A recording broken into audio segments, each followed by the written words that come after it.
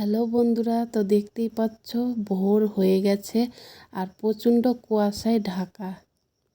তো বন্ধুরা দেখতেই পাচ্ছ অযোধ্যায় আমরা ঢুকে পড়েছি।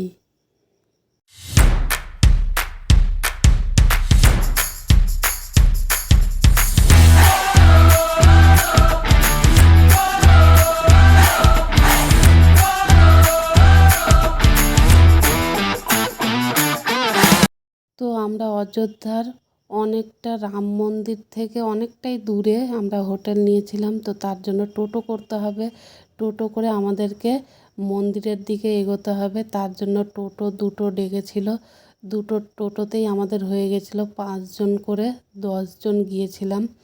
তো চলো তোমরা দেখতে থাকো, আশা করছি তোমাদের ভিডিওটা খুব ভালো লাগবে।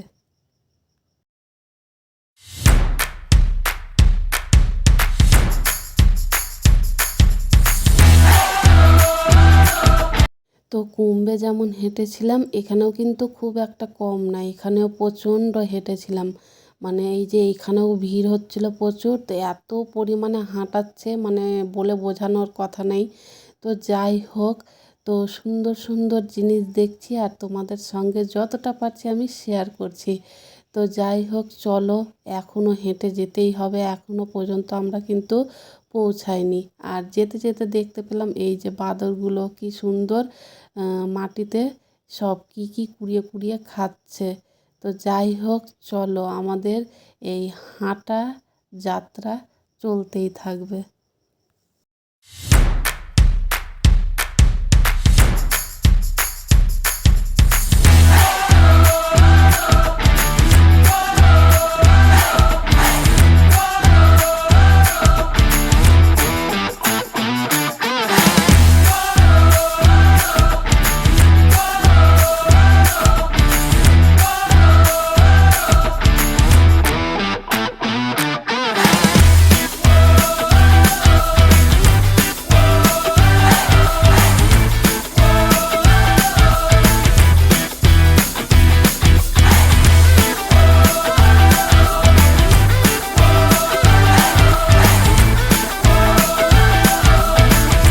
তো রাস্তায় হাঁটতে হাঁটতে একটা সুন্দর জায়গা চোখে পড়লো।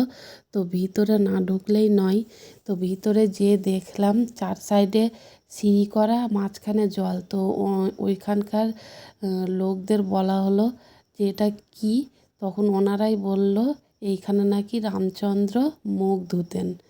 তো দেখে বেশ খুব সুন্দর লাগলো। আর আমার ছেলের বদমাইশি এখানেও যাচ্ছে না।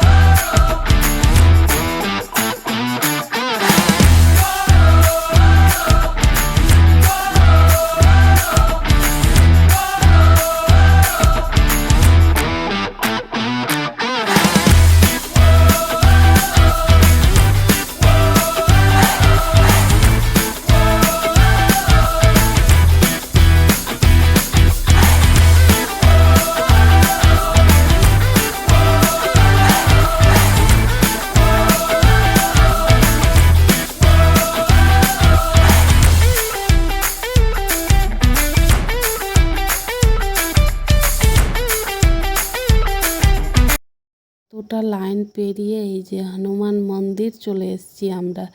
তো এরপর ভিতরে গিয়ে হনুমানজির দর্শন করে আসি। তো চলো।